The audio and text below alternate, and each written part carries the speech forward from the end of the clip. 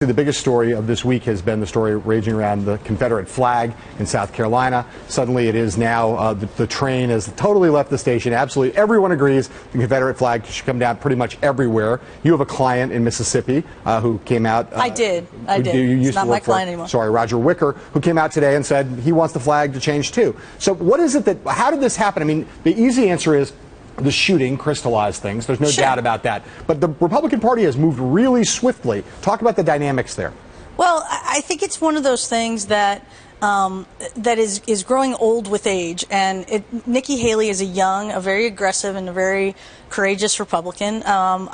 You're right. She hasn't been particularly impassioned about getting rid of the flag, but she's played it down. But yeah, she doesn't shy away from just doing what you got to do the right thing. So I think her going ahead and doing it and having the popularity that she has, just opened the door to say, okay, as a Republican Party, we're going to go ahead and get rid of this. And I think that's fine. I think, like you said, having the righteous indignation that some of the people have come out with recently, I think it may be put on for the moment.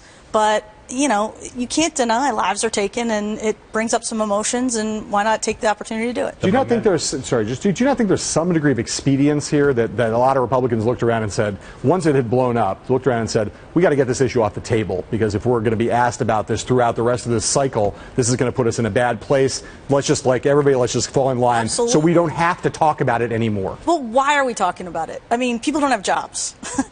Schools need reforming. Things that the Republican Party can do really, really well. Economically, even emotionally. Why not talk about those things? Why are we wasting time on something like this? It has meaning for a small amount of people who still fight that war, but at the end of the day, is it really what's going to get somebody, you're very close to a job? Or just to say, I think part of the reason why it has meaning is that it had meaning for the person who went in and shot up that church, which I think was enough. Absolutely, and for a lot of African Americans. No, and I don't deny that. I mean, for God's sakes, that's terrible and that's horrible, and that should bring up the issue of the underlying problems that are there. But for political issues over the course of an election, is this what we want to be talking about, or should we be talking about how we get that guy a job and some help? On most volatile social issues, sometimes one side gains favor, but usually the pendulum will swing back a little bit. Gay marriage, for instance, a lot of conservatives still fighting that fight. Maybe too soon to say, but what's your instinct? Is this issue now over? Is it going to move inexorably throughout the South and the rest of the country towards getting rid of the Confederate flag as part of public life? I do. I think it will. I think that this one's a hard one. Gay marriage, life, those have moral roots in issues with, caring about the life of a human being, caring about, caring about a religious belief. Where do you put the flag in that continuum? The flag is a symbol of the Old South. It's a symbol of, where does someone go to church and say, I want to keep the Confederate flag because? What's the end of that sentence?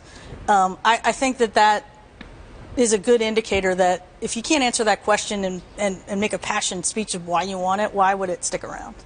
Can you think of a place or a client where you would say to them, if they said, I want to keep defending the flag, I think it's important, where you wouldn't try to talk them out of it? I don't try to talk my clients in or out of any position, honestly, and I wouldn't. Let me ask you this way: if someone said that's the position I want to take, what would you tell them the way to explain it was? I would say, isn't there something more important we need to talk about? You motioned at the wall back here. I laughed because of the Supreme Court case. I'm curious as to whether you see a parallel between this and gay marriage. Is gay marriage going? I imagine that a year from now, Republicans will look back on this Confederate flag thing and say, I don't know why we were ever arguing about this. Will they feel the same way about gay marriage? I don't think it'll be as simple a transition, because with gay marriage, like I said, there's very deep religious underpinnings. There's value underpinnings that I don't think exist as deeply with the flag.